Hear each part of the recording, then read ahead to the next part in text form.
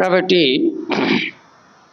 ఈ దినం మన యొక్క ధ్యానార్థమై పరిశుద్ధ గ్రంథాన్ని తెరిచి ఒక వాక్యాన్ని మనం చదువుకుందాం.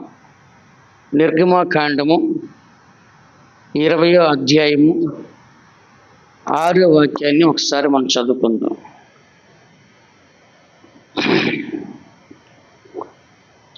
నన్ను ప్రేమించి నా ఆజ్ఞలు గైకొను వారిని 1000 తరముల వరకు కరుణించి వాడనై ఉన్నాను. ఇక్కడ మనం చదువుతున్నాము,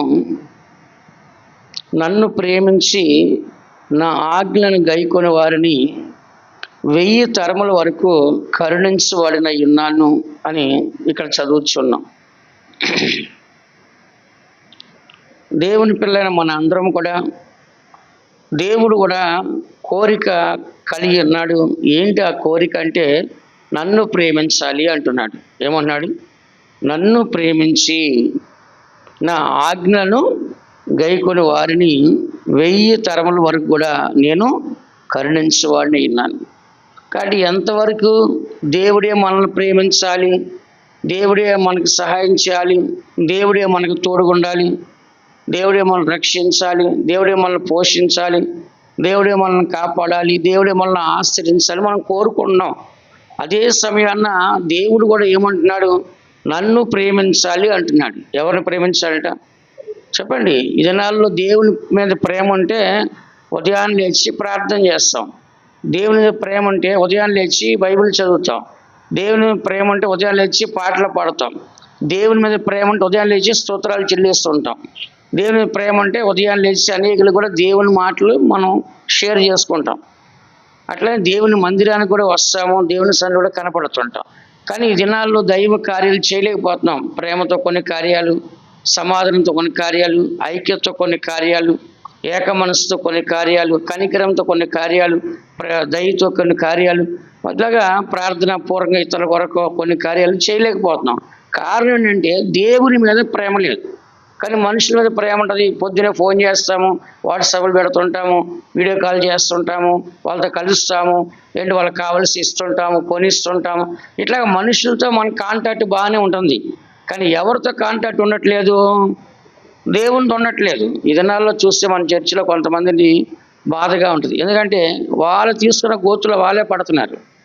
దేవుని మందిరం మానేసి వాళ్ళ పడే బాధలు ఎంత అసహ్యంగా ఉంటుందంటే అంత అసహ్యంగా ఉంటుంది. దేవుని మందిరం మానేసిన వాళ్ళు ఆదివారం నాడు అంటే ఇబ్బంది కలిగి ఉద్యోగ స్థలంలో అధికారులు లోబడి అలాంటి సమస్య కాదు, కావాలని చిన్న చిన్న విషయాలకి దేవుని మందిరాన్ని మానేసి వాళ్ళు పడే బాధలు మేము చూస్తుంటే చాలా దారుణంగా ఉన్నాయి. కాబట్టి దేవుని యొక్క సన్నిధిని మనము ప్రేమించాలి, దేవుణ్ణి ప్రేమించాలి. ప్రతిదీ దేవుడు చూస్తున్నాడు. నన్ను ఎలా ప్రేమిస్తారు అనేది దేవుడు ప్రతి ఒక్కరిని కూడా చూస్తున్నాడు. అందుకే ఇక్కడ చదువుతున్నాం, నన్ను ప్రేమించి నా ఆజ్ఞలను గైకొని వారిని. ఇక్కడ దేవుడు ఏమంటున్నాడు? నన్ను ప్రేమించాలి, నా ఆజ్ఞలను గైకొనాలి, అప్పుడు నేను మిమ్మల్ని ఎన్ని తరాలంట? 1000 తరాలు. ఒక తరం అంటే ఎన్ని సంవత్సరాలు చెప్పండి? ఒక తరం అంటే 100 సంవత్సరాలు. 1000 తరాలంటే 1000 సంవత్సరాల 1,00,000. చూడండి, దేవుడు మనకి కరుణ చూపిస్తూనే ఉంటాడు తరతరాలు. మనం చనిపోయిన తర్వాత మన పిల్లలకి, ఆ పిల్లలు చనిపోయిన తర్వాత వాళ్ళ పిల్లలకి. అలా ఏం చేస్తారంటే దేవుణ్ణి ఎవరైతే ప్రేమిస్తారో ఆ కరుణ ఏమిటంట తరతరాలు వస్తుంటుంది. అందుకనే మనము ఒక పునాది వేసామంటే దాన్ని కట్టుతూ ఉండాలి. ఒక చెట్టు వేస్తామంటే అది కాయలు కాస్తూ ఉండాలి. అలానే మనం కరుణించబడి దేవుని చేత ఒక మంచి జీవితం చేసి వెళ్ళిపోయామంటే మన తర్వాత మన పిల్లలు ఏం చేయాలంట? తరతరాలు కూడా ఆ కరుణ అనేది పొందుకోవాలి. ఈ దినాల్లో మనం కరుణించున్నారా చెప్పండి? ఈ దినాల్లో ఏదైనా సహాయపడితే ఏమంటున్నారు? వెంటనే ఫోన్ ఎత్తట్లే. ముందు మొన్న ఆమె చెప్తుంది, కూతురికి పెళ్లి పెట్టుకుంది. వాళ్ళ అమ్మ చెప్పింది, అమ్మమ్మ నేను 1,00,000 రూపాయలు ఇస్తాను పెళ్ళికని చెప్పిందంట. ఈమె 1,00,000 రూపాయలు ఇస్తాను చెప్పి ఆశ పెట్టుకుని ఫోన్ చేస్తే సొంత తల్లి ఫోన్ తీయట్లా. ఏం చేయట్లా? మనవరాలు పెళ్ళికి ఇస్తా అని చెప్పింది, కానీ ఆమె ఏం చేయట్లా? ఫోన్ తీయట్లా. ఎవరు ఆమె? సొంత తల్లి, ఆ మనవరాలికి సొంత అమ్మమ్మ. ఇప్పుడు వాళ్ళు ఎక్కడో వేరే ఊర్లో ఉంటారు. ఇప్పుడు మళ్ళీ వీళ్ళు కష్టపడి అంత దూరం వెళ్ళాలి కనుక్కోవడానికి. ఎందుకు చెప్తున్నా అంటే ఈ దినాన కరుణించేవారు మనకి లేరు. చిన్న కష్టం వచ్చినా మనకు సహాయం చేయడానికి ముందుకు వచ్చేవాళ్ళు ఎవరు కూడా కనబడట్లేదు. కష్టం వచ్చినప్పుడు, ఆపద వచ్చినప్పుడు, కరువు వచ్చినప్పుడు, ఆర్థిక వచ్చినప్పుడు, అప్పులు వచ్చినప్పుడు, ఏదైనా వ్యాధి వచ్చినప్పుడు, ఏదైనా మరణం వచ్చినప్పుడు, ఇప్పుడు గబుక్కుని ఏదో ఒక గుండె నొప్పో గబుక్కుని ఏదో ఒకటి వస్తే 4 లక్షలు 5 లక్షలు కావాలి. ఎవరు ఇస్తారు చెప్పండి? ఇప్పుడు ఏం చూసి ఇస్తారు? నువ్వు ఎలా కడతావు ఇస్తారు? నీకేమో ఆతృత, ఏదో ఒకటి చేసి నాకు డబ్బులు ఇవ్వండి, ముందు ప్రాణం పోతుంది అంటావు. వాళ్ళేమంటారు, ఇల్లు కాసిన తీసుకురా, బంగారం తీసుకొనిరా, ఇంకేదైనా తీసుకురా అంటారు. కానీ ఉచితంగా ఇచ్చేస్తారా? ఎవరు ఇవ్వరు. కాబట్టి ఎందుకు ఇదంతా చెప్పుకోవచ్చు అంటే, దేవుడు ఏమన్నంటే మీరు నన్ను చక్కగా ప్రేమించండి, నేను చెప్పిన మాట వినండి, నేను మిమ్మల్ని కరుణిస్తాను. కరుణిస్తే ఏం చేస్తాడు దేవుడు? మనకి ఏది కావాలన్నా ఇస్తాడు. అందుకని ఈ దినాల్లో ఇక్కడ మన కింద చదువుతున్న దేవుని యొక్క ఆజ్ఞలు అంటే ఏంటి చెప్పండి. ఇక్కడ నీ దేవుడైన యెహోవాను నేనే, నేను తప్ప వేరొక దేవుడు ఉండకూడదు. భూమి ఏందే కానీ, ఆకాశం ఉంది కానీ, నీళ్ళ ఏందే కానీ ఏ రూపాన్ని చేసుకోకూడదు. ఆ తర్వాత ఏం చేయాలంట? నీ దేవుడు యెహోవాని వ్యర్థముగా ఉచ్చరింపకూడదు. ఆయన నామాన్ని వ్యర్థంగా ఉచ్చరించే దాన్ని అవమానపరచకూడదు. ఆ తర్వాత విశ్రాంతి దినాన్ని పరిశుద్ధంగా ఆచరించాలి. ఆ తర్వాత నీ దీర్ఘాయుష్యం తగినట్లు నీ తల్లిదండ్రులను సన్మానించాలి. తర్వాత నరహత్య చేయకూడదు, వ్యభిచరించకూడదు, దొంగిల్లకూడదు, పొరుగువాని మీద అబద్ధ సాక్ష్యము పలకూడదు, నీ పొరుగువాని ఇల్లు ఆశించకూడదు, నీ పొరుగువాని దేనిని ఆశించకూడదు. ఎందుకు చెప్తున్నా అంటే ఇదంతా కూడా దేవుడు కొన్ని ఆజ్ఞలు పెట్టాడు. దీని ప్రకారంగా నువ్వు ఉంటే నేను నిన్ను ఆశ్రయిస్తాను. కరుణించండి ఏంటండి చెప్పండి? కరుణించండి ఏంటి? మనల్ని ఎవ్వరు కూడా ఆ సమయాన్న సహాయం చేయని పరిస్థితులు ఉన్నప్పుడు దేవుడికి కరుణ కలిగిద్ది. దేనిలో కలిగిద్ది? కరుణ అనేది ఎక్కడ కలిగిద్ది? మనిషికి కళ్ళల్లో కలిగిద్ది. ఫస్ట్ మనిషిని చూడగానే తన స్థితిగతులు మన కళ్ళల్లో కరుణ కలిగిద్ది. ఆ తర్వాత ఎక్కడ కలిగిద్ది? మనస్సులో కలిగిద్ది. ఎక్కడ అంటే ఇతరులకు సహాయం చేయాలి అని ఎక్కడ వస్తుంది? మనకి మైండ్లో వస్తుంది. ఆ తర్వాత హృదయంలో కూడా వస్తుంది. ఆ తర్వాత మన చేతులు వెంటనే సహాయం చేయడానికి ముందుకు వెళ్తాయి. కాబట్టి దేవుని యొక్క దృష్టిలో మనం కరుణించబడాలి, దేవుడికి మన మీద కరుణ కలగాలి అంటే కనుక మొట్టమొదటిగా మనం చేయాల్సిన పని దేవుణ్ణి ప్రేమించాలి. చెప్పండి అందరూ. ఎవరిని ప్రేమించాలంట? దేవుణ్ణి మనం ఏం చేయాలంట? ప్రేమించాలి. మీ అందరికీ తెలుసు ఇశ్రాయేలు ప్రజలు ఎవరంట? ఇశ్రాయేలు ప్రజలు వాళ్ళు చేసిన పాపముల నిమిత్తం ఇప్పుడు కూడా వాళ్ళకి యుద్ధాలే. ఆ దినాలు వాళ్ళు చేసిన పాపాలకి ఎన్నో రాజ్యాలకు వాళ్ళు వెళ్ళిపోయారు. ఎన్నో శత్రువుల దేశంలో బానిసలుగా ఉన్నారు. ఎంతోమంది చంపబడ్డారు. ఒక్క అలెగ్జాండర్ మాత్రమే హిట్లర్ మాత్రమే దగ్గర యూదుల్ని 70 లక్షల మంది చంపేశారు ఒకేసారి. ఒక హిట్లర్ మాత్రమే యూదుల్ని 70 లక్షల మందిని చంపేశాడు ఒకేసారి. ఇట్లా ఇశ్రాయేలు ప్రజలు చేసిన పాపానికి దేవుని ప్రేమించకుండా, దేవుని ఆజ్ఞలు గైకొనకుండా ఉండబట్టి అనేకుల చేతులు ఏమయ్యారంట? చంపబడ్డారు. అయినా కూడా ఏముందంట? కరుణ. చెప్పండి అందరూ. ఇప్పుడు కూడా దేవుడు వాళ్ళని ఏం చేస్తాడు? కరుణిస్తూనే ఉన్నాడు. అందుకని చూడండి, ఇప్పుడు కూడా ఇశ్రాయేలు ప్రజల కోసము దేవుడు యుద్ధాలు చేసి ఇప్పుడు కూడా నిత్యము జయము అనుగ్రహిస్తూ ఉన్నాడు.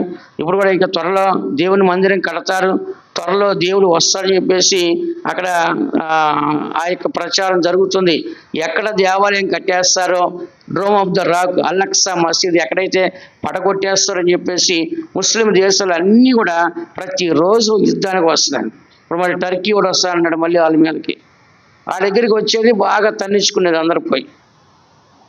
ఇలా చూస్తే ఇజ్రాయెల్ దేశానికి వెళ్ళేది అందరూ బాగా మెత్తగా తన్నించుకొని వాడి దేశం అంతా బూడి చేయించుకుంటారు వెళ్ళి.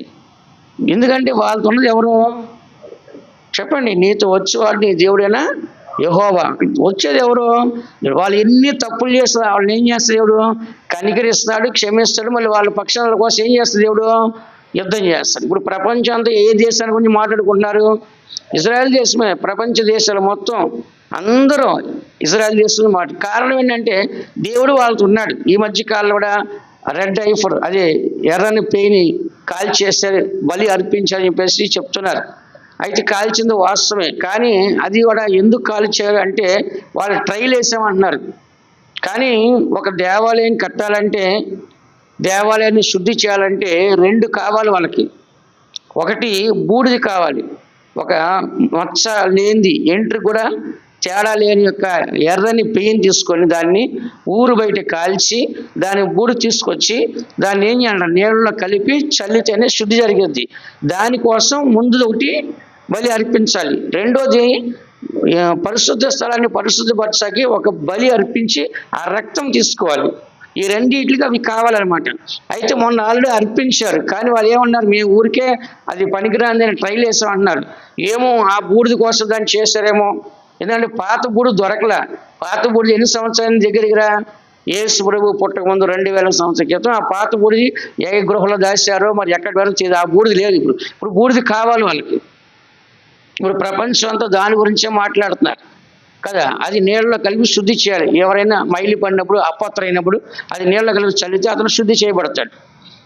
అయితే ఇక్కడ ఎందుకు చదువుతున్నా అంటే, ఇశ్రాయేలు ప్రజలు దేవుని ఎంత తిరస్కరించినా ఎంత వ్యతిరేకించినా దేవుడు ఒక మాట చెప్పాడు, నేను నా యొక్క మనస్సు నా యొక్క దృష్టి ఎల్లప్పుడూ యెరూషలేములో ఉంచుతాను. యెరూషలేము నేను కోరుకొని ఉన్నాను. ఒక గోత్రం నా కొరకు యూదా గోత్రం నేను ఏర్పరచుకొని ఉన్నానని చెప్పాడు. కానీ యూదులు అందరూ ఇప్పుడు చెదిరిపోయినప్పటికీ వాళ్ళందరూ ఏమవుతారు, ఇప్పుడు దగ్గరికి వస్తారు. కారణం అంటే దేవుడిచ్చిన కరుణది. ఎవరిచ్చిన కరుణ అంట, వాళ్ళు దేవుని ప్రేమించి ఆ దినాల్లో దేవుని ఆజ్ఞలు గైకొని మంచి జీవించారు. ఆ తర్వాత వాళ్ళు ఏం చేస్తారంటే, అవన్నీ చూసిన వాళ్ళు చనిపోయిన తర్వాత అవన్నీ చూడని వాళ్ళు అందరూ ఏం చేస్తారంటే మరలా విగ్రహారాధనకి పలు రకాలుగా వాళ్ళు మారిపోవటం వలన దేవుని యొక్క కోపం వాళ్ళ మీద రగులుకుంటుంది. వాళ్ళందరూ చెదిరిపోయినారు. మరలా వాళ్ళందరూ ఏం చేయాలి, మరలా ముందుకే రావాలి. ద్వితీయోపదేశకాండంలో మీరు ఒక మాట చదివినట్లయితే, ద్వితీయోపదేశకాండం 30వ అధ్యాయం 3వ వాక్యం చూడండి. ద్వితీయోపదేశకాండం 30వ అధ్యాయం 3వ వాక్యం. నీ దేవుడైన యెహోవా చెరలోని మిమ్మును తిరిగి రప్పించును. ఆయన మిమ్మును కరుణించి నీ దేవుడైన యెహోవా ఏ ప్రజలలోనికి మిమ్మును చెదరగొట్టెనో వారిలో నుండి తాను మిమ్మును సమకూర్చి రప్పించును. ఇక్కడ మనం చదువుతున్నాము, ఏమని చదువుతున్నాము, నీ దేవుడైన యెహోవా చెరలోనికి మిమ్మును తిరిగి రప్పించును. ఇక్కడ చూడండి, నీ దేవుడిని యెహోవా చెరలోని మిమ్మును తిరిగి రప్పించును. ఆయన మిమ్మును కరుణించి ఏం చేస్తాడంట, వీళ్ళందరూ చెరలోకి వెళ్ళిపోయారు కానీ మళ్ళీ చెరలోంచి మళ్ళీ రప్పిస్తున్నాడంట. దేని ద్వారా, మిమ్మల్ని కరుణించి. చెప్పండి అందరూ, దేని ద్వారా అంట, మనం కూడా ఎన్నో బంధకాల్లోకి వెళ్ళిపోతాం, శత్రువుల చేత వెళ్ళిపోతుంటాం. అయితే దేవుడు ఏం చేస్తాం, మళ్ళీ మనల్ని బయటికి తీసుకొచ్చి మనల్ని నిలబెట్టాలంటే కనుక మన మీద దేవుడికి ఏముండాలి, కరుణ. ఏముండాలంట, ఆయన మిమ్మల్ని కరుణించి నీ దేవుడిని యెహోవా ఏ ప్రజల్లోనికి మిమ్మల్ని చెదరగొట్టినో వారిలో నుండి తాను మిమ్మల్ని సమకూర్చి రప్పించును. అందుకని ఇక్కడ మన అందరం చదువుతున్నాం, ఇశ్రాయేలు ప్రజలకి దేవుడి వాగ్దానం చేయగల కారణం అంటే, దేవుడు అబ్రహాము చేసిన వాగ్దానం. అది ఎవరు వాగ్దానం అంట, నీ సంతానాన్ని ఆకాశ నక్షత్రాల వలె సముద్రపు ఇసుక రేణుల వలె నీ సంతానాన్ని అభివృద్ధి పరుస్తని చెప్పాడు. ఇప్పుడు ఇశ్రాయేలు ప్రజల్లో ఎన్ని గోత్రాలు ఉన్నారు, యెరూషలేములో ఒక గోత్రమే ఉంది. 11 గోత్రాలు ఏమైపోయారు, చెదిరిపోయారు. 11 గోత్రాలు కూడా ఇప్పుడు ఎక్కడెక్కడికో వెళ్ళిపోయినారు. ఇప్పుడు వాళ్ళందరూ ఏం చేయాలంటే మరలా యెరూషలేముకి రావాలి. దేవాలయం కట్టే సమయానికి ఏం చేయాలంట, ప్రపంచంలో ఎక్కడెక్కడ ఉన్నారో యూదులు అండ్ ఇశ్రాయేలు ప్రజలు అందరూ కూడా అక్కడికి వచ్చి సమకూర్చబడాలి. కాబట్టి దాన్ని ఎవరు సమకూరుస్తారు, దేవుడే సమకూరుస్తాడు. అందుకని మనం చూసినట్లయితే ఇప్పుడు వాళ్ళు త్వరగా ఈ దేవాలయాన్ని కట్టాలి, ఈ ప్రజలందరినీ సమకూర్చాలి, ఆ పనిలో వాళ్ళు ఉంటే శత్రువులు ఏం చేస్తారు, దేవాలయము కట్టకూడదు, యూదులందరినీ ఏం చేయాలంటే మనము చంపేయాలి, ఒకేసారి చంపాలని చెప్పి అనుభవం తయారు చేస్తారు. ఎవరో ఇరాక్ ఏం చేస్తుండ, ఒక్కసారి ఆ బాంబు వేసి ఇజ్రాయెల్ అసలు లేకుండా ప్రపంచ పట్టణంలోంచి లేకుండా చేయాలని చెప్పేసి వాళ్ళు రెడీ చేశారు. వీళ్ళు ముందుగానే దాన్ని పసిగట్టి ఏం చేస్తారు, ఎక్కడెక్కడ బంకర్లు దాన్ని తయారు చేస్తారో అవన్నీ పగలగొట్టేశారు. ఎందుకు చెప్తున్నారంటే దేవుడు వీళ్ళ పక్షాన ఉన్నాడు. నిజంగా ప్రపంచంలో చెప్తున్నారు, మొసాద్ అంటే ఇంటెలిజెన్సీ, ఇజ్రాయెల్కు ఉన్న ఇంటెలిజెన్సీ ఎవరికి లేదు. ఎక్కడ ఏది జరుగుతుందో ముందే తెలిసిపోద్ది, దాన్ని ముందుగానే పసిగట్టేస్తారు. అలాంటిది ఎక్కడ ఏ దేశానికి లేదు. కాబట్టి ఈ దినాన్న వాళ్ళ దేశం కాపాడబడుతుంది. దేనికి, శత్రువు వాళ్ళ మీద దాడి చేయాలని ఆలోచన రాగానే వీళ్ళకి తెలిసిపోతుంది. ఎవరి వలనది చెప్పండి. ఇప్పుడు ఎలీషా, బైబిల్లో ఎలీషా ఏమంటున్నాడు, అక్కడ సిరియా రాజు బెన్హదదు ఏమనుకున్నాడు ఇక్కడ చెప్తున్నాడు. ఎవరైనా? ఎలీషా. అవునా కాదా? అక్కడ ఏమనుకుంటున్నారు అంతఃపురంలో ఇక్కడ తెలుస్తుంది. కాబట్టి దేవుడు అలాంటి జ్ఞానాన్ని, అలాంటి ప్రవక్తల ఆ రోజు ఇవ్వబట్టి వాళ్ళ శత్రువులు వచ్చి బయటే ఉన్నారు, లోపలికి రాలేకపోయారు, కళ్ళు కనపడలేదు. చుట్టూ అగ్ని పర్వతాలు, రథాలు, గుర్రాలు ఎలీషా చుట్టూ ఉన్నాయి కదా. ఇశ్రాయేలు ప్రజలకి దేవుడు ఇచ్చిన సెక్యూరిటీ అది. ఈ దినాన్న మనం కూడా దేవుని బిడ్డలుగా ఉంటే దేవుడు మన చుట్టూ కూడా ఉంటాడు, అగ్ని ప్రకారంగా ఉంటాడు. ఏ శత్రువు రాకుండా దేవుడు మళ్ళీ ఏం చేస్తాడు? కాపాడుతాడు. అందుకని ఇక్కడ మనం చదువుతున్నాము, చెదిరిపోయిన ఇజ్రాయేలీలు అందరూ ఏమవుతారంట? ఒక దినాన్న సమకూర్చబడతారు, వాళ్ళు నశించిపోరు, వాళ్ళందరిని దేవుడు తీసుకొస్తాడు. ఇప్పుడు ఆ మందిరాన్ని వాళ్ళు ఏం చేయాలంట? కట్టాలి. ఆ మందిరం కట్టాలంటే అన్నీ రెడీగా ఉన్నాయంట, అన్నీ రెడీగా ఉన్నాయి. కానీ ఎవరు సిగ్నల్ ఇవ్వాలి?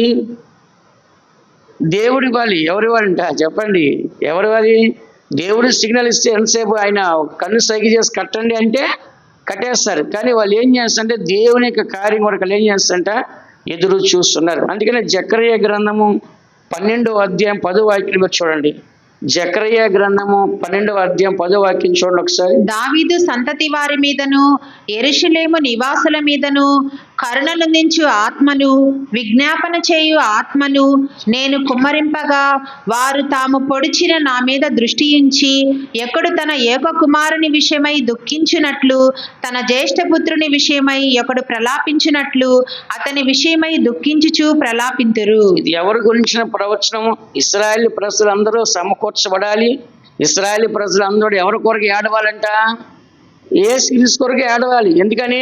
ఆ రోజు మెస్సీయ వచ్చాడు, మేము నమ్మలేదు, ఇప్పుడు సైతాను వచ్చి దేవాలయాలు కూర్చుండి మేము ఆరాధించాము, మొక్కాము, తీరా చూసి వీడు దొంగ, వీడు అబద్ధ క్రీస్తు, మేము మోసపోయాము, అసలైన క్రీస్తుని మేము విడిచిపెట్టేస్తామని చెప్పి ఎప్పుడు బాధపడతారు? ఆ దినాన్ని బాధపడతారు. బైబిల్లో ఉంది, నన్ను పొడిచిన వారు కూడా ఆ దినాన్ని ఏం చేస్తారంట? చూస్తారని రాస్తుంది. ఎవరిని? యేసు ప్రభువుని పొడిచిన వారు. వాళ్ళు ఎవరో? వాళ్ళ జనరేషన్ అది, వాళ్ళ పిల్లల పిల్లల పిల్లల పిల్లల పిల్లలు వస్తారు కదా. అందుకే ఇంకో దగ్గర వాక్యం రాయబడింది, మా పితరులు పాపం చేసి గతించిపోయారు, వాళ్ళ దోష శిక్షను మేము భరిస్తున్నాం. అంటే పూర్వ పితరులు ఏం చేశారు? పాపం చేసి యేసు ప్రభువుని సిలువ వేశారు. ఆ రక్తం ఏమైందంట? వాళ్ళ పిల్లల పిల్లల తరమంతా ఏమవుతుందంట? జనరేషన్ వస్తుందంట. అందుకని రేపు ఈ ఇజ్రాయేల్ ప్రజలందరూ చెదిరిపోయి వేరు వేరు దేశాలకు వెళ్ళిపోయి వేరు వేరే వాళ్ళు పెళ్లి చేసుకున్నారు. వీళ్ళందరూ కూడా ఏ గోత్రం ఏ కులం కూడా అన్నీ మారిపోయినాయి ఇప్పుడు. అయితే రేపు ఏం చేస్తారంటే ఇజ్రాయేల్ ప్రజలు ఒక DNA టెస్ట్ చేస్తారు. ఆ DNA టెస్ట్ చేసేప్పుడు వీళ్ళు ఏ గోత్రం కనిపెట్టేస్తారు. ఇది యూదా గోత్రమా, బెన్యామిన్ గోత్రమా, ఎఫ్రాయిం గోత్రం అన్నీ కనిపెట్టేస్తారు. మహా తెలుగులు ఆ దినాన్ని పట్టుకొని చేంజ్ చేస్తారు. వాళ్ళందరినీ డివైడ్ చేసి వాళ్ళకి ఒక గోత్రాన్ని ఇచ్చి ఈ గోత్రం ఎంతమంది, ఈ గోత్రం ఎంతమంది అని డివైడ్ చేస్తారు. అయితే ఈ యొక్క ప్రజలందరూ కూడా ఇప్పుడు తెలుసుకుంటారంట. ఇక్కడ మనం చదువుతున్న వాక్యంలో 10వ వాక్యంలో దావీదు సంతతి వారి మీదను యెరూషలేము నివాసుల మీదను కరుణను అందించు ఆత్మను, విజ్ఞాపనం చేయు ఆత్మను నేను కుమ్మరింపగా. ఎప్పుడు ఇస్తాడు దేవుడు? యెరూషలేము ప్రజల మీద, యూదా ప్రజల మీద దేవుడు కరుణనందించే ఆత్మను, విజ్ఞాపన చేసే ఆత్మను కుమ్మరింపగా వారు తాము పొడిచిన వాని. ఎవరి మీద? యేసు ప్రభుని. ఎవరినంట? తాము ఎవరినైతే పొడిచినారో వాళ్ళ పితరులందరూ కూడా పాపం చేసి గతించిపోయారో వారు తాము పొడిచిన వారిని దృష్టి ఉంచి. ఇప్పుడు ఎవరిని చూస్తారు? ఇప్పుడు మెస్సయ్య వస్తాడు, రావాలని ఆయన ఎప్పుడో వచ్చి వెళ్ళిపోయాడు. కానీ వీళ్ళు ఏంటంటే యేసు ప్రభు ఒక ప్రవక్తే, ఆయన దేవుడు కాదు, యెహోవానే మెస్సయ్యగా వస్తాడని చెప్పేసి వాళ్ళు ఇంకా ఎదురు చూస్తారు. కానీ ఆ దినాన్న వాళ్ళకి గ్రహింపునిస్తాడు. ఏ గ్రహింపిస్తాడు? కరుణను అందించి ఆత్మనిచ్చి ఆయన కరుణించి వారు ఏం చేస్తున్నారు? విజ్ఞాపనం చేయడానికి ఏంటి ఆ ఆత్మను దేవుడు వాళ్ళ మీద కుమ్మరించినప్పుడు వారు తాము పొడిచిన వారి మీద దృష్టి ఉంచి ఒకడు తన ఏక కుమారుని విషయమై దుఃఖించినట్లు, తన జ్యేష్ఠ పుత్రుని విషయమై ఒకడు ప్రలాపించినట్లు అతని విషయమై దుఃఖించు ప్రలాపిస్తారు. ఎవరాలు? యూదా ప్రజలు, యెరూషలేము ప్రజలు అందరూ కూడా. ఎందుకు చెప్తున్నాడు ఇది అంతటా? వాళ్ళని దేవుడు ఇంకా కరుణిస్తున్నాడు. ఎవరు కరుణిస్తారు? చెప్పండి.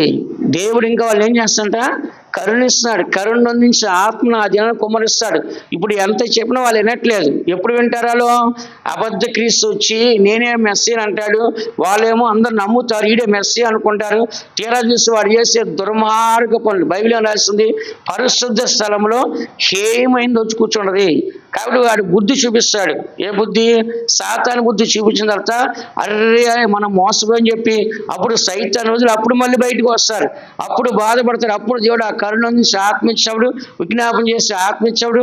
వాళ్ళు పొలిచి వేసుకుని గుర్తు చేసుకొని ఆయన మీద దృష్టించి అప్పుడు ఏడ్చి ఒక కుమారుడు కోసం ఎలా ఏడుస్తారో అలా ఏడుస్తారు. కాబట్టి ఇశ్రాయేలు ప్రజలు ప్రపంచమంతా కూడా చెదిరిపోయినారు. వాళ్ళందరూ ఏమవ్వాలంట? సమకూర్చబడాలి. వాళ్ళందరూ సమకూర్చబడాలి. ఏముండాలి? దేవుని యొక్క కరుణ ఉండాలి. చెప్పండి అందరూ ఏమున్నారంట?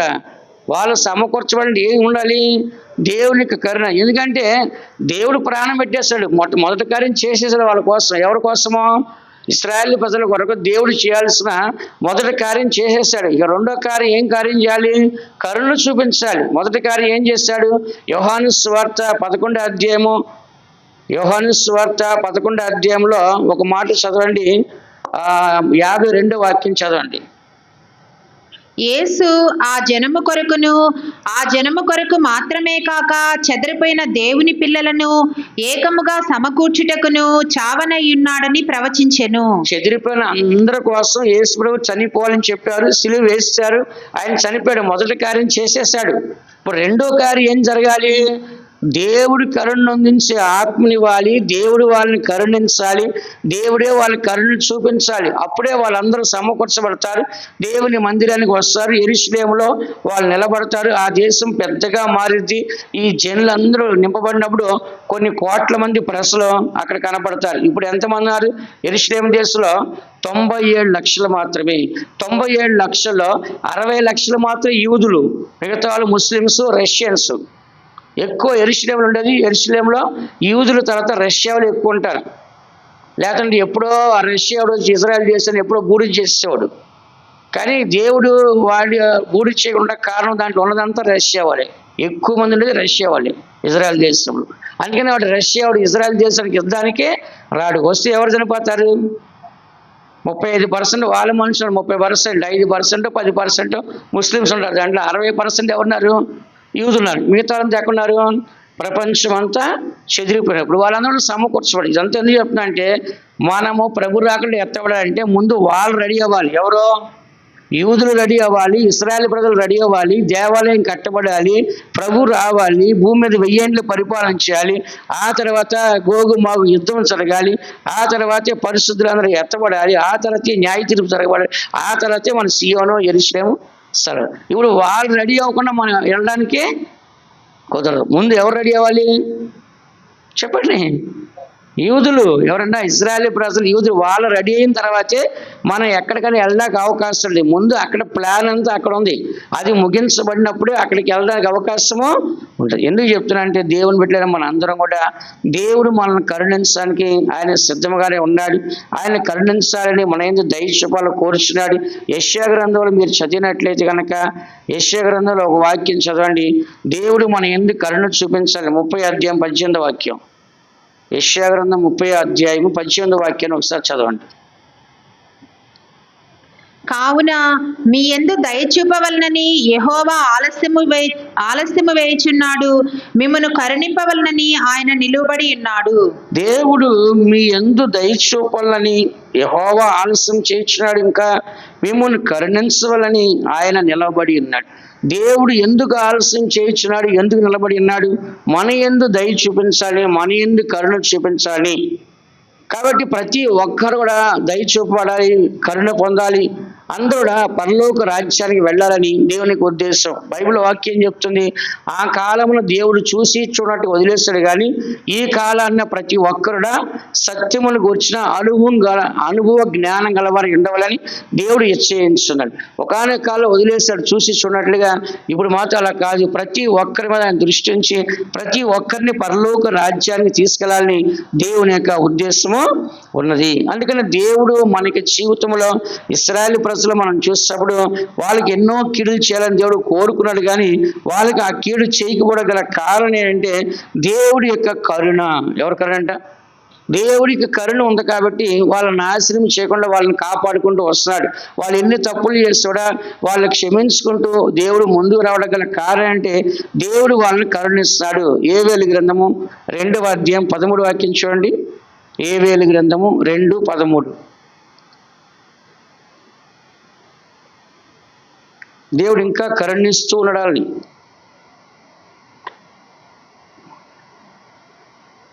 యోవేలు గ్రంథము పేజీ నెంబర్ 753, 2:13 చదవండి. మీ దేవుడైన యెహోవా కరుణా వాత్సల్యములు గలవాడును శాంతమూర్తియు అత్యంత కృపగలవాడునయ్యుండి తాను చేయనుద్దేశించిన కీడును చేయక పశ్చాత్తాపపడును కనుక మీ వస్త్రములను కాక మీ హృదయములను చింపుకొని ఆయన తట్టు తిరుగుడి.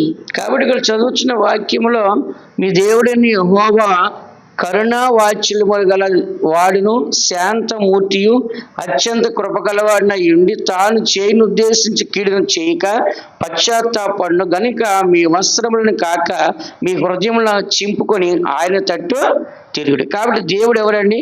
కరుణా వాత్సల్యత గల దేవుడు కాబట్టి, శాంతమూర్తి కాబట్టి, అత్యంత కృపగలవాడు కాబట్టి తాను చేయను ఉద్దేశించిన కీడును చేయక ఆయన పశ్చాత్తాపడుతున్నాడు. ఎవరో తప్పు చేసిందేమో మనమైతే పశ్చాత్తాపడు ఎవరో? దేవుడు. బిడ్డ తప్పు చేస్తాడు, తల్లి ఏం చేస్తే పశ్చాత్తాపడుద్ది. తండ్రి ఏం చేస్తాడు? పశ్చాత్తాపడు. కొట్టినా కొట్టాలనుకున్నా అయ్యో నా బిడ్డ కదా కొడితే ఏమొస్తుంది, మళ్ళీ వాడు ఏడుస్తాడు. వాళ్ళు ఆడెక్కడికి వస్తాడు? మళ్ళీ నా దగ్గరికే వస్తాడు. ఇప్పుడు నేను కొట్టాను, తప్పు చేసిన బిడ్డ, మళ్ళీ వాడు ఎక్కడికి వస్తాడు? నా దగ్గరికి వస్తాడు. కాబట్టి ఇంకెందుకు అని చెప్పేసి దేవుడు ఏం చేస్తాడంట? కరుణ చూపించి వాళ్ళని శిక్షించకుండా, వాళ్ళ మీద కీడు రప్పించకుండా, వాళ్ళని నాశనం చేయకుండా దేవుడు ముందుకే వెళ్తున్నాడు. అందుకని దేవుని బిడ్డ మనము మన జీవితంలో ఏ గొప్పతనం లేకపోయినా, ఏ మంచితనం లేకపోయినా దేవుని కరుణ ఇశ్రాయేలు ప్రజల్ని వెంటాడుతుంది. మనం ఎవరమి? ఆత్మీయ ఇశ్రాయేలు. ఎవరంట? వాళ్ళ అక్షరాంశాన్ని ఇశ్రాయేలు, మన ఎవరమి? ఆత్మీయ ఇశ్రాయేలు ప్రజలు. కాబట్టి దేవుడు ఏమన్నాడు చెప్పండి? దూరస్థ మిమ్మల్ని కూడా సమీపస్తులుగా చేస్తున్నాడు. కాబట్టి మనం కూడా ఎవరమంట? ఆత్మీయ ఇశ్రాయేలు. ఎలా ఆత్మీయ ఇశ్రాయేలుగా మారాము? ఆయన రక్తం వలన. దేనివల్ల అంట? ఆయన రక్తం వలన మనం కూడా ఇప్పుడు దేవుని పిల్లగా మార్చబడి ఇప్పుడు మనం కూడా ఎలా మారాము? యూదులుగా మారిపోయినాం. ఎలా మారిపోయింట? యూదులుగా మనము మారిపోయినాం. అందుకని మరొక స్థలంలో ఒక వాక్యాన్ని మీరు చదివినట్లయితే ఇర్మియా గ్రంథంలో మనం చదువుతున్నాము. దేవుడు కరుణ అనేది ఎలా ఉంటుంది చూడండి. కీడు చేయాల్సిన దేవుడు కూడా చేసిన పాపానికి శిక్ష అనేది వేయకుండా ఆయన కరుణ చూపిస్తున్నాడు. 31వ అధ్యాయము ఇర్మియా గ్రంథము 20వ వాక్యాన్ని ఒకసారి చదవండి. 31వ అధ్యాయం 20వ వాక్యం. ఎఫ్రాయిము నాకిష్టమైన కుమారుడా, నాకు ముద్దు బిడ్డ, నేను అతనికి విరోధముగా మాట్లాడినప్పుడెల్లా అతని జ్ఞాపకము నన్ను విడువకున్నది. అతని గూర్చి నా కడుపులో చాలా వేదనగా ఉన్నది. తప్పక నేను అతన్ని కరుణింతును. ఇదే యెహోవా వాక్కు. ఇక్కడ మనం చదువుతున్నాం, నా ముద్దు బిడ్డ, నేను అతనికి విరోధముగా మాట్లాడినప్పుడల్లా అతని జ్ఞాపకం నన్ను విడువకున్నది. అతన్ని గూర్చి నా కడుపులో చాలా వేదనగా ఉన్నది. తప్పక నేను అతన్ని కరుణించదను. చూడండి, ఇక్కడ దేవుడే కోపపడుతున్నాడు, దేవుడే బాధపడుతున్నాడు. విన్నారా? దేవుడే కోపపడుతున్నాడు, దేవుడే బాధపడుతుంది. ఎందుకని? ఒక మనిషిని శిక్షించాకే ఆయనకి మనస్సు రావట్లేదు. ఎందుకంటే నా బిడ్డ కదా, నా బిడ్డని నేను శిక్షించి నా బిడ్డ నేను నాశనం ఇష్టమని చెప్పేసి ఆయనే ఏమన్నాడు ఇక్కడ? ఎఫ్రాయిము నాకు ఇష్టమైన కుమారుడా, నాకు ముద్దు బిడ్డ అంటున్నాడు, ఇష్టమైన కుమారుడు అంటున్నాడు. నేను అతనికి విరోధముగా మాట్లాడినప్పుడల్లా అతని జ్ఞాపకం నన్ను విడువుకున్నది. నా కడుపులో చాలా వేదనగా ఉన్నది. తప్పక నేను అతన్ని కరుణిస్తాను. కాబట్టి దేవుడు మన జీవితంలో కోపం వచ్చినప్పుడు కూడా, మనం చేసే తప్పును చూసి శిక్షించాలనుకున్నప్పుడు కూడా, శిక్షిస్తే నాశనం అయిపోతావు, మనం లేకుండా పోతామని దేవుడు మరలా ఆయనే బాధపడి ఆయనే మనల్ని కరుణించి మనం నాశనం కాకుండా మనల్ని ఏం చేస్తాడైనా కాపాడుతున్నాడు. అందుకే ఈ దినాల్లో మనం ఏదైనా సరే ఒక తప్పు, ఒక పొరపాటు మన జీవితంలో జరిగినప్పుడు ఎవరిని అడగాలి? మనం దేవుణ్ణి అడగాలి. ప్రభువా, నేను తప్పు చేశాను, శిక్ష నాకు వెయ్యండి, నాకు ఆ శిక్ష వలన నేను తప్పు తెలుసుకొని వల్ల నేను మంచి మార్గంలో మారతని చెప్పేసి ఎవరిని అడగాలి మనము? దేవుని అడగాలి. దావీదు తప్పు చేశాడు. ఏం చేశాడు? జనాన్ని లెక్క పెట్టాడు. లెక్క పెట్టగానే దేవుడికి ఏమొచ్చింది? కోపం వచ్చింది. దేవుడితో వచ్చి ఏం చేస్తుంది? ఇశ్రాయేలు ప్రజలు 70,000 మందిని చంపేసింది. చంపేసేప్పుడు దావీదు అన్నాడు, ప్రభా నన్ను కరుణించండి, నన్ను క్షమించండి, నేను తప్పు చేశాను, నా ఇంటి వాళ్ళు తప్పు చేశారు, అమాయకమైన ప్రజలు వీళ్ళేం చేశారు, వీళ్ళు వదిలేయండి అని చెప్పేసి ఎవరు ప్రార్థన చేశారు? మళ్ళీ చెప్పండి, ఎవరు ప్రార్థన చేశారు? దావీదే ప్రార్థన చేసి, అయ్యా నేను బుద్ధిహీనంగా చేశాను. ఆ మాట చదువుతారా? 2 సామ్యాలు 24వ అధ్యాయం 10వ వాక్యం మాట ఉంది, మీరు చదవచ్చు. 2 సామ్యాలు 24వ అధ్యాయం 10వ వాక్యం చదవండి. జనసంఖ్య చూచినందుకై దావీదు మనసు కొట్టుకొనగా అతడు, నేను చేసిన పని వలన గొప్ప పాపము కట్టుకొంటిని, నేను ఎంతో అవివేకినై దాని చేసి తిని, యెహోవా కరుణయించి నీ దాసుడనైన నా దోషమును పరిహరింపుమని యెహోవాతో మనవి చేయగా. దావీదు దేవుని ఏమడిగాడు? కరుణించి. చెప్పండి అందరూ. అందుకనే బైబిల్లో డైలాగ్ మీకు తెలుసు, కుంటివారు గుడ్డివారు కనాని స్త్రీ ఏమన్నది? దావీదు కుమారుడా మమ్మల్ని కరుణించు. దావీదుని కరుణించిన దేవుడు మమ్మల్ని ఏం చేయాలంట? కరుణించు. దావీదు సంతతిని నేను కరుణిస్తాను వాగ్దానం చేస్తాడా? ఈ వాగ్దానాన్ని వాళ్ళు ఆధారం చేసుకొని దావీదు కుమారుడు మమ్మల్ని కరుణించని అడుగుతున్నారు. అందుకని మనం చదువుతున్న వాక్యంలో దావీదు అడిగాడు, జనసంఖ్యను చూశాడు. ఏంటంటే నేను ఎన్ని లక్షల మందిని పరిపాలన చేస్తాను, నేను ఎంత గొప్ప రాజుని చెప్పి గర్వంతో ఏం చేస్తాడు? ఆయన లెక్క పెట్టించాడు. కానీ ఆయన చేత లెక్క పెట్టించింది ఎవరండి? ఆయన్ని లెక్క పెట్టమని చెప్పింది ఎవరు? దావీదుకి. తెలీదా మీకు? చెప్పండి, ఎవరంట? సాతాను చెప్పింది. ఎవరు చెప్పంట? దావీదుని జనాల్ని లెక్క పెట్టమని చెప్పింది దావీదుకి ఎవరు చెప్పంట? సాతాను చెప్పింది. దినవృత్తాంతాల గ్రంథంలో ఉంటుంది ఆ మాట. దావీదుని ప్రేరేపించింది ఎవరంట? సాతాను ప్రేరేపించి దావీదుని ఏం చేస్తానంట? తప్పు చేయడానికి కారణకురాలు ఎవరంట? సాతాను. దావీదుకి అయితే అలాంటి ఆలోచన లేదు, అలాంటి ఇది లేదు. కానీ సాతాను ఏం చేస్తుంటే దావీదుని ప్రేరేపించింది. దావీదు పోయి సాతాను ప్రేరేపణ లోబడి జనాలు లెక్క పెట్టుకొని రండి అని చెప్పేసి పంపించాడు. ఆ విషయం ఎవరు కోపం వచ్చింది?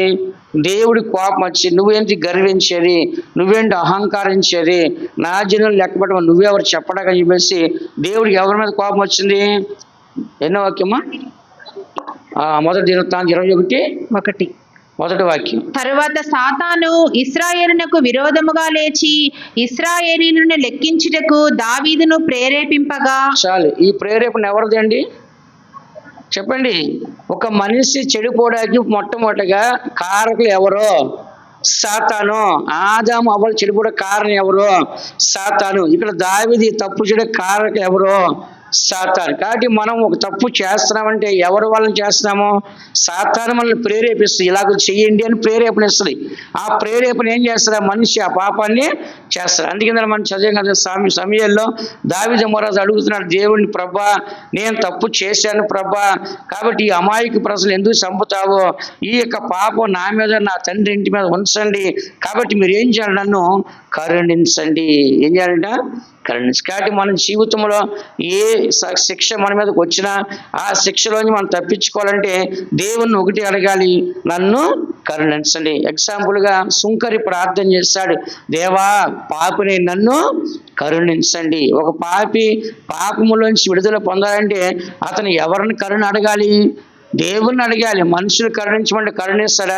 ఒక మర్డర్ చేసి ఏంటి పోలీసులు అడిగి నన్ను కరుణించండి, నాకు ఉరిశిక్ష వేయొద్దంటే ఉరిశిక్ష వేయకుండా వదిలేస్తాడా?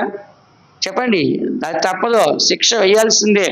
గవర్నమెంట్ రూల్స్ ప్రకారంగా దొంగోడినైనా, మానభంగం చేస్తానైనా, మర్డర్ చేస్తానైనా, ఇంకా ఏదైనా దొంగతనం చేస్తానైనా వాడికి ఒక శిక్ష వేస్తారు. ఆ శిక్ష ఏం చేయాలంటే, ఇప్పుడు చూడండి రాజకీయ నాయకులు మీరు చూస్తున్నారు లేదు న్యూస్, నేను న్యూస్ చూస్తుంటాను. రాజకీయ నాయకులు ఒకటేమో లెక్కర్ స్కామ్లో అంట, ఒకడేమో మైనింగ్స్ తవ్వేశాడంట, ఇంకొకడేమో ఇసుకతో వేశాడంట, ఇంకోటి అట్ట ఏం చేస్తారు మొత్తం తీసుకెళ్ళి జైలు వేస్తారు. 5 సంవత్సరాలు బీహార్ చేయాలంట. ఏమంట? తీహార్ అక్కడ తీసుకెళ్ళి ఎవడికాడు భయపడతాడు. ఇంతకుముందు ముఖ్యమంత్రులు చేశారు, ఎంపీలుగా చేశారు, ఎమ్మెల్యే చేశారు, అప్పుడు అందరిని జైలు పట్టుకుపోతారు. ఎందుకని? వాళ్ళు చేసిన తప్పుకి కరుణిస్తున్నారా? కటాక్షిస్తారా? ఇంతమంది ప్రజల నాయకుడే, ప్రజలను పరిపాలన చేశాడే, లక్షల మంది ఓటేసి ఎన్నుకున్నారే, ఏంటి ఇలా ఎవరైనా అంటున్నారా? లేదు. తప్పు చేసుడు ఏంటంట? శిక్ష అనుభవించాల్సిందే అంటున్నారు. అలాగనే దేవుడైతే కరుణిస్తున్నాడు. ఏం చేస్తాడంట చెప్పండి. నేను పాడిన పాట, కరుణ సంపన్నుడా ప్రియ ప్రభువా కరుణ చూపితివి ఇది నీపై, కరుణ సంపన్నుడా ప్రియ ప్రభువా కరుణ చూపితివి ఇది నీపై, నశించిపోకుండా నన్ను కాచితివి దేవా, నీ వాత్సల్యతకు కృతజ్ఞుడను, నశించిపోకుండా నన్ను కాచితివి దేవా, నీ వాత్సల్యతకు కృతజ్ఞుడను. హల్లెలూయా. కాబట్టి మనిషి యొక్క జీవితంలో పాపము జరుగుతుంది, తప్పిదము జరుగుతుంది. అయితే అతను కాపాడబడాలంటే, పాపం నుంచి విడిపించబడాలంటే అతను నాశనం కాకూడదు, కానీ తనలో ఉన్న పాపం పోవాలి. ఏంటంట?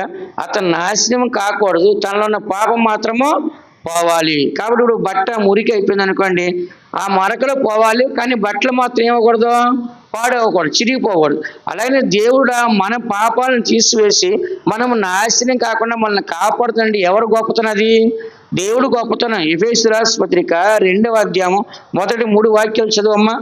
ఎంత చక్కగా రాస్తుందో ఆ వాక్యము. ఎఫెసీయుల రాసిన పత్రిక 2వ అధ్యాయం మొదటి 3 వాక్యాలు చదివితే ఎంత చక్కగా రాస్తుంది చూడండి. మీ అపరాధముల చేతను పాపముల చేతను మీరు చచ్చిన వారై ఉండగా ఆయన మిమ్మును క్రీస్తుతో కూడా బ్రతికించెను.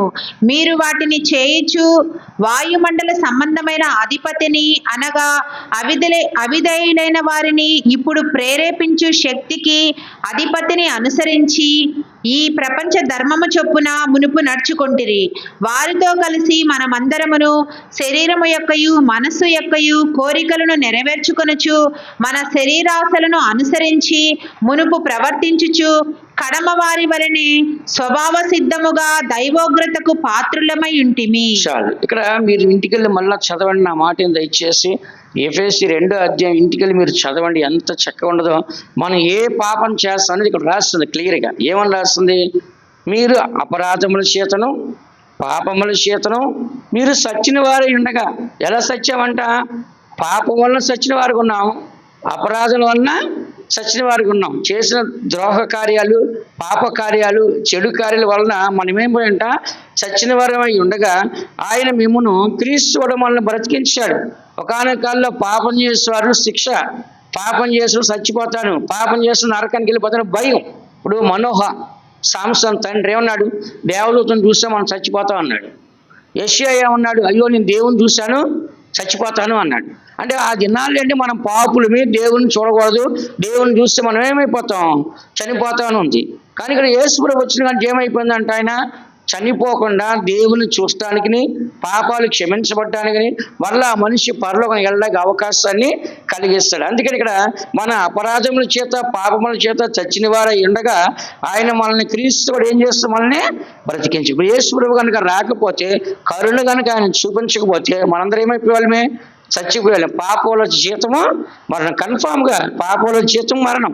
కానీ మనకు పరలోకం దొరికేది కాదు. కానీ ఇక్కడ 2వ వాక్యంలో మీరు వాటిని చేయొచ్చు వాయుమండలం అంటే ఆకాశ మండల దురాత్మ సమూహము సంబంధమైన అధిపతిని సాతాన్ని అనగా అవిధేయులైన వారిని ఇప్పుడు ప్రేరేపించు, సాతాన్ని ప్రేరేపించు శక్తికి అధిపతిని అనుసరించి ఈ ప్రపంచ ధర్మము చొప్పున మునుపు నడుచుకుంటే వారితో కలిసి మనం అందరము శరీరం యొక్కయు మనస్సు యొక్కయు కోరికలను నెరవేర్చుకొనుచు మన శరీరములను అనుసరించి మునుపు ప్రవర్తించు కడమ వారి వలి స్వభావ సిద్ధముగా దైవ ఉగ్రతకు పాత్రులమై ఉన్నాం. చూడండి ఎంత చక్కగా రాశాడు.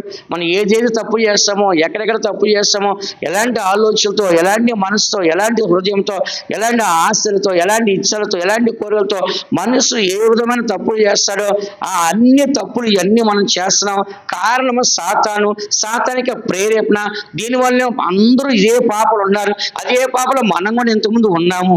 కానీ ఇప్పుడు 4 వాక్యంలో అయినను దేవుడు కరుణా సంపూర్ణుడై ఉండి మనలను, లేకుంటే మనము మన అపరాధముల చేత చచ్చిన వారమై ఉండినప్పుడు సైతము మన యేడల చూపిన తన మహాప్రేమ చేత మనల్ని క్రీస్తు కూడా బ్రతికించును.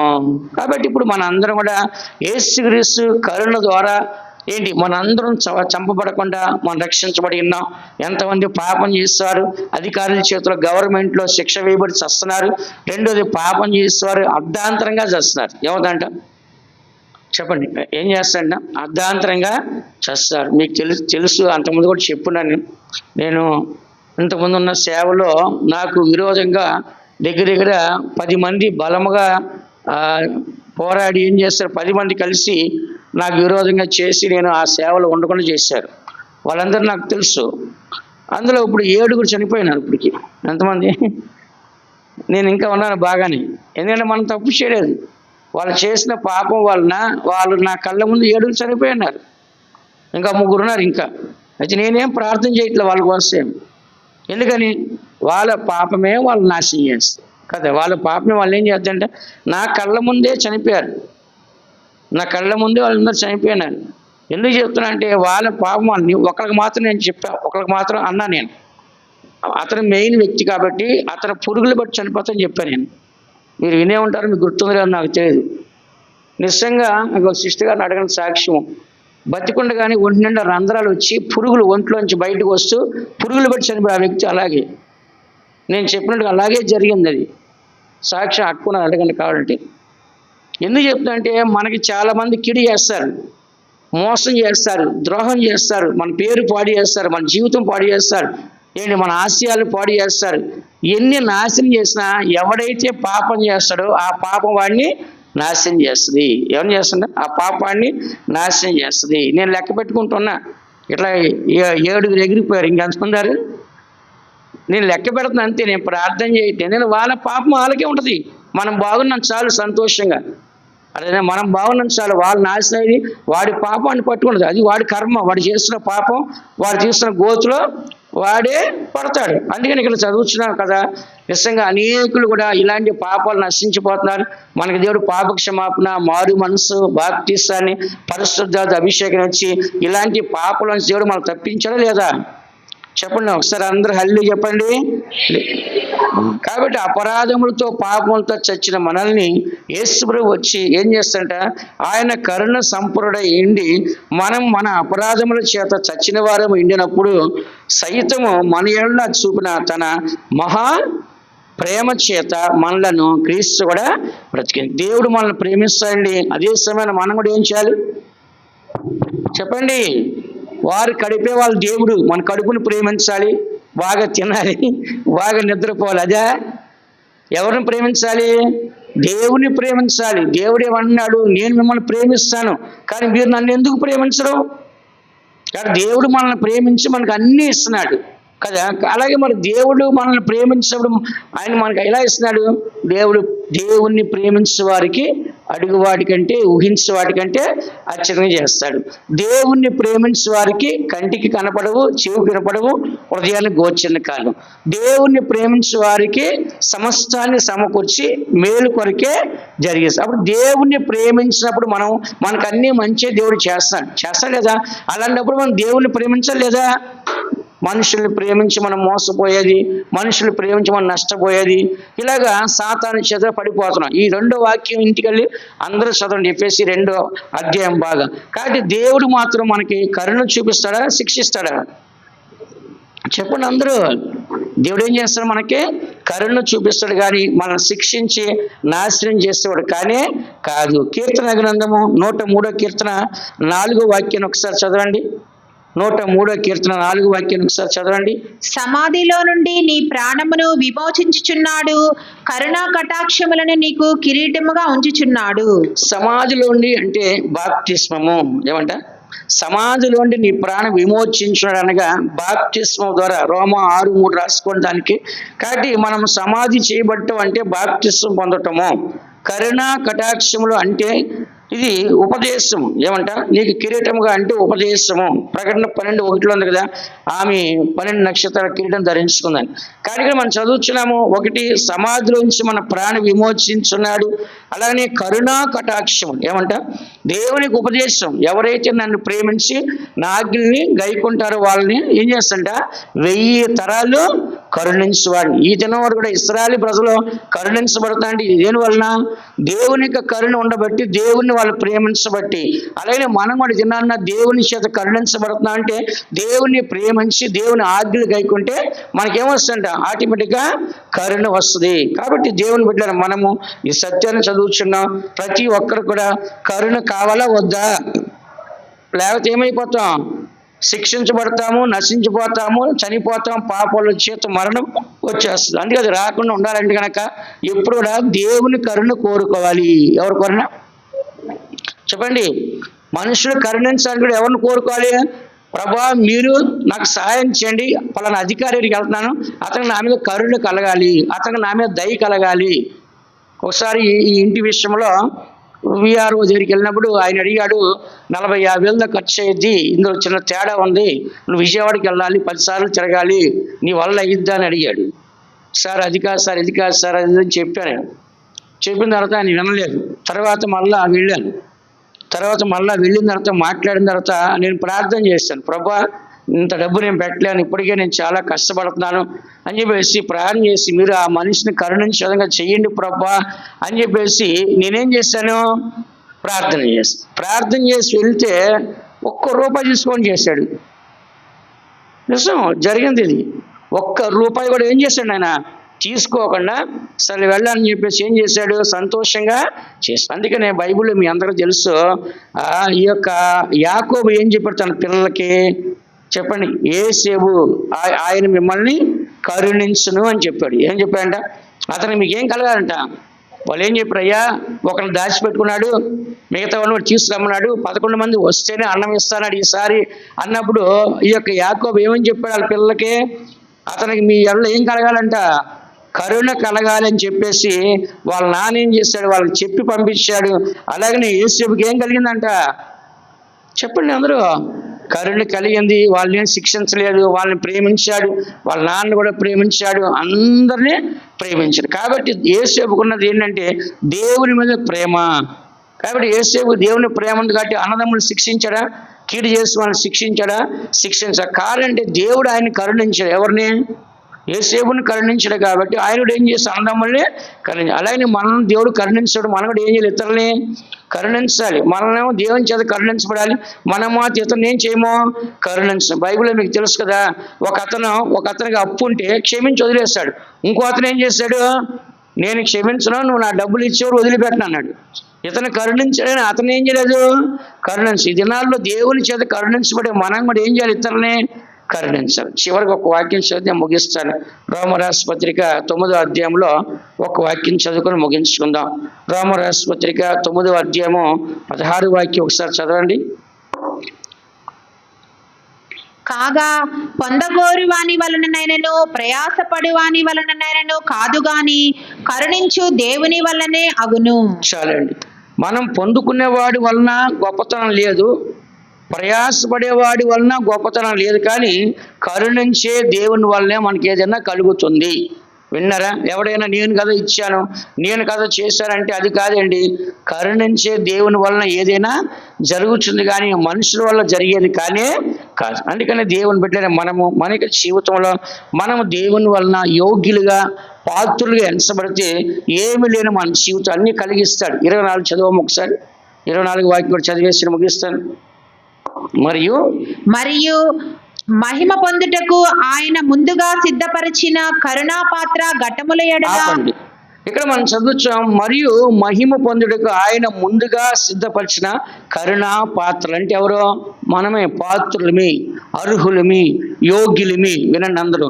కానీ ఎవరైతే దేవుడు మహిమ పొందాలని దేవుడు ముందుగా సిద్ధపరుస్తాడో, ఎవరినైతే కరుణ పొందడానికి కరుణ గల పాత్రలుగా ఎవరినైతే దేవుడు మారుస్తాడో, ఘటములు ఏంటంటే కరుణా పాత్రముల ఘటముల ఎడల. అంటే ఏంటి? ఘటం అంటే ఒక శరీరం, మట్టి ఘటం. ఏమంట ఒక మనుషులు అంటే పాత్ర కలిగిన అర్హత కలిగిన ఒక మనుషులు ఎడల అనగా యూదుల్లో నుండి మాత్రము గాక అన్ని జనుల్లో నుండి ఆయన పిలిచిన మన ఎడల తన మహిమైశ్వర్యము కనుపరచవలని. అని దినాల్లో మనకి ఏం లేదు అనుకోవద్దు. దేవుని ఎదుట దేవుడిని సిద్ధపరచాలనుకుంటే, దేవుడిని మహిమ కొరకు తీసుకెళ్ళాలనుకుంటే, దేవుడిని కరుణ నీలో కుమ్మరించాలని అనుకుంటే కనుక దాన్ని ఎవ్వరూ ఆపలేరు. ఎవరి రికమెండేషన్ మనకు అవసరమో లేదు. అందరి కండ్లు మూసుకోండి. దేవుని పెట్టిన మనము ఈ ఉదయకాల సమయాన్న దేవుని యొక్క వాక్యాన్ని విన్నాము. నన్ను ప్రేమించి నా ఆజ్ఞలు గైకొని వారిని 1000 తరముల వరకు కరుణించవాలని చెప్తున్నాడు. నిజమే, దేవుడు కరుణించేవాడు. అయితే దేవుని ప్రేమించాలి, దేవుని ఆజ్ఞలు ప్రేమించాలి. ఇశ్రాయేలు ప్రజలు అలాగే దేవుని ఒకానొక కాలంలో ప్రేమించారు. అటు తర్వాత దేవుని ఎరగని వారు, దేవుని కార్యాలు చూడని వారు మరలా దేవుని విడిచిపెట్టిన తర్వాత వారు ఎన్నో దేశాలు చెదరపోయి, ఎన్నో శత్రువులకు వెళ్ళిపోయి నశించిపోతున్నారు. అయితే వాళ్ళందరూ దేవుడు సమకూరుస్తానన్నాడు, మరలా తీసుకుని వస్తానన్నాడు. అలాగే మనం కూడా దేవునిలో చెదరిపోయి, దేవుని కార్యాలకు చెదరిపోయి, దేవుని సంధికి చెదరిపోయి దూరం అంటే ఈ దినాన్న దైవ కార్యాలు పొందుకొని దేవునికి సన్నిధానానికి వచ్చి దేవునికి ఎదిగి దేవునికి మనం బలపడాలి. ఎప్పుడా మనుషుల యొక్క కరుణ కాదు, మన పాపములో, శాపములో, అపరాధములో ఎక్కడ ఉన్నా సరే దేవుడు మనల్ని కరుణించాలని మనం ఎప్పుడైతే అడుగుతున్నామో ఆ కరుణ కటాక్షముల ద్వారా మనం కరుణించబడి నశించిపోకుండా, నిర్మూలం కాకుండా, పాపుల చేత మరణం పొందకుండా నిత్యముగా ఇశ్రాయేలు ప్రజలతో యూదులతో ఆ పరలోక రాజ్యంలో దేవుని తుంటకు దేవుడు మనం సాయించను గాక, దేవుడు మనల్ని ఆశీర్వదించిన గాక. యేసయ్యా నేను జీవించుట నీ కరుణయి, ఈనాటి వరకు నిలచుట నీ దయయి. యేసయ్యా నేను జీవించుట నీ కరుణయి, ఈనాటి వరకు నిలచుట నీ దయయి. నీ రెక్కల క్రింద కృపతుని కాచితివి, నిర్భయముగానే నీ ప్రేమయి. నీ రెక్కల క్రింద కృపతుని కాచితివి, నిర్భయముగా ఉండుట నీ ప్రేమయి. యేసయ్యా నేను జీవించుట నీ కరుణయి, ఈనాటి వరకు నిలచుట నీ దయయి. యేసయ్యా నేను జీవించుట నీ కరుణయి, ఈనాటి వరకు నిలచుట నీ దయయి. స్తోత్ర స్తోత్ర స్తోత్ర స్తోత్ర స్తోత్ర. దేవుడు మన కోటంతా ఆశ్రయించేందుకు స్తోత్రించదాం.